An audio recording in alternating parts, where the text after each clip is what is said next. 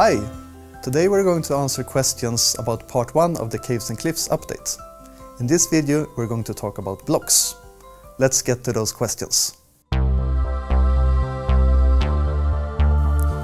So even though this update is being split into 2 parts, it's so big that, as you can see here, we're actually adding up to 91 new blocks to the game. And most of these will actually generate in the game as well. They're not just added to the creative inventory. Personally, I am very excited about the powder snow block and the big drip leaf block.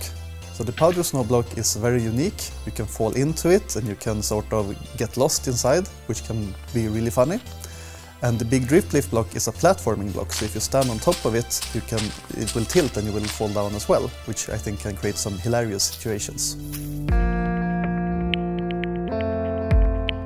So while the larger caves you may have seen in the snapshots aren't coming until part 2, there are still some significant changes to the caves in part 1. In the new caves, we will have pointed dripstone and dripstone blocks generating. We will also see clusters of amethysts generating, as well as glow lichen, who is going to lit up the caves and make them brighter than before. Deep slate is found in the lowest parts of the world next to bedrock, and you can find deep slate versions of all the ores sometimes generating in them. Mine shafts will also be updated and will now be hanging from chains and be built on top of support pillars. And finally, in these mine shafts you might find a new ore called copper. So one of the biggest changes that we're actually doing to ores in this update is, first of all, we've actually changed all the textures. And this was a very important change for accessibility. Some colorblind users couldn't actually tell the difference between some of the ores with the previous textures. What I like about this change, apart from the accessibility, is it also gives a lot of character to each of the new ores, which is really good in my opinion. On top of that, we're also making a big change to all of the smeltable ores, such as iron, copper, and gold. This change is that it will actually drop raw versions of the ore as items.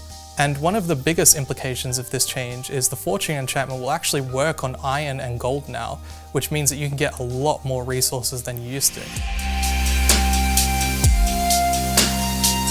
There are a lot of things that I feel is very exciting about copper.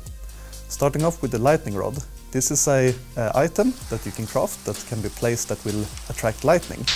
For me this is extra exciting because my house very often burns down when struck by lightning, so now I have a way to prevent that from happening.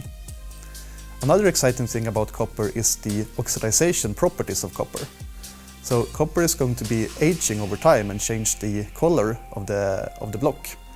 And that will make the world feel more evolving, which I think is really cool.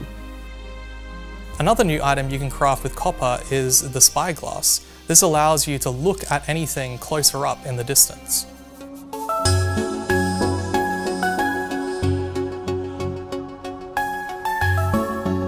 So in order to get some of the Lush Caves blocks, you can actually find moss in shipwreck chests, and through that you can bone meal that moss in order to get some of the plants from the Lush Caves growing on top. Along with this, you can also get glowberries from mineshaft chests, and this allows you to place the cave vines that are growing in the Lush Caves. If you get an azalea from bone mealing some moss, you can actually also bone meal that azalea in order to get rooted dirt underneath. Along with this, if there are any items that you want from the biomes that aren't accessible yet, you can go to the Wandering Trader in order to get some of these items.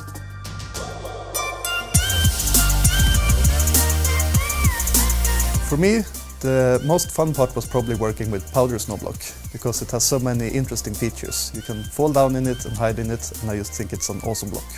My favourite part about working on part 1 with the blocks was actually the changes to the ores. The fact that now it drops raw ore items instead of just the blocks themselves is a really exciting change. This is something that has always been in the game, the fact that it drops the original ore block. We're actually changing it this time, and it's an exciting change. It's very different. It's really been a pleasure to work on this update, and we really can't wait to see all of your reactions. Thanks for watching.